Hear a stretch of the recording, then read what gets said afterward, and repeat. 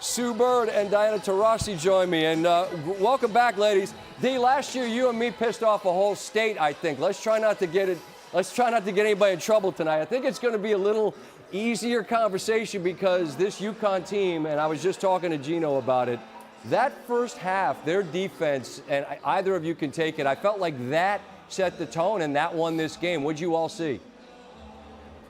Yeah, I mean, we talked about it before the game. Connecticut is always undersized. We never had that huge post presence. We always liked playing with smaller posts that are very versatile. And I told Sue, and I mean, she knows this, we've gone through something. I was like, they're going to pressure the wings, they're going to three-quarter front and have heavy help. And it happened over and over where UCLA just couldn't figure that out, and it turned into transition over and over for Connecticut.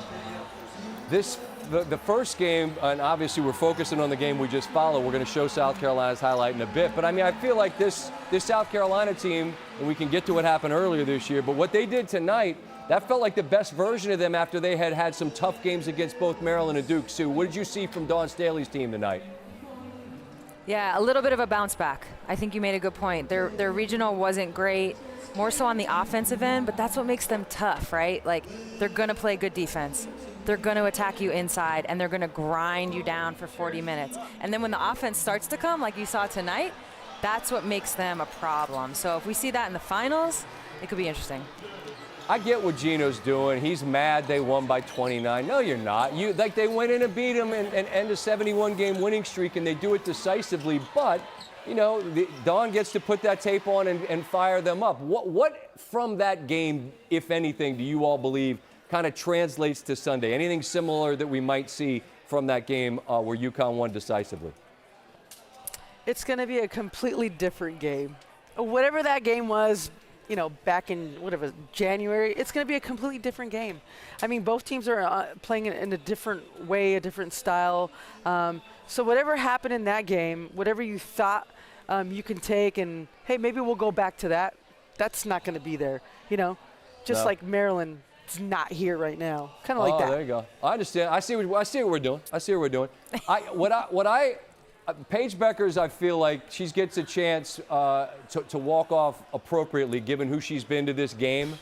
And what I loved about her tonight, ladies, is that the only time I saw her expression change is when she was cheering for the reserves that came in late. She's a killer. I see you knocking Sue. You notice the same thing? What's that say about her and that team? They have a different vibe about them this year than we've seen in the last 4 years, and that's saying a lot, right? So this is a team that has gone to Final Fours. Paige, Holly Rowe made the point. Paige, you were in the championship game your freshman year, and now you're back your senior year. But there's something different about this team. There's a looseness. There's a vibe about them that it feels like the struggles they've gone through, they can kind of put that behind them. And now it just feels like their time in a way, and I think that's what you're seeing in Paige. She just seems just focused. Even her interview with Holly, like I said, just super straightforward. This is what it has to be. This is what we got to do. Let's do it. And that can be dangerous. Right on. You can't ask for anything more. Dawn in South Carolina, a chance to win 3 or 4. Gino, a chance to get 12 and a revisit of the game from earlier this year where UConn won by a bunch. I'll close with this. Diana, just recently you joined Sue on the other side of a remarkable playing career. I just want to ask about Elena Delle Donne. This is a player whose journey is her own, and she had challenges, she overcame them. She played here in the nation's capital. I'm such a fan of her, such grace, such talent.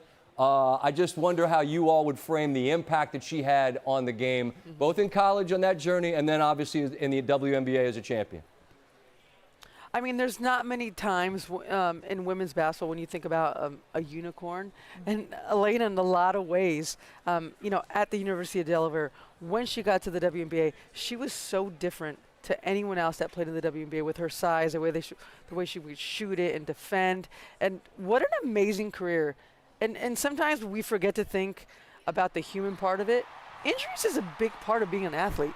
And, you can say whatever you want. In that 10-year stretch, there was no better player than Elena Delle Donne.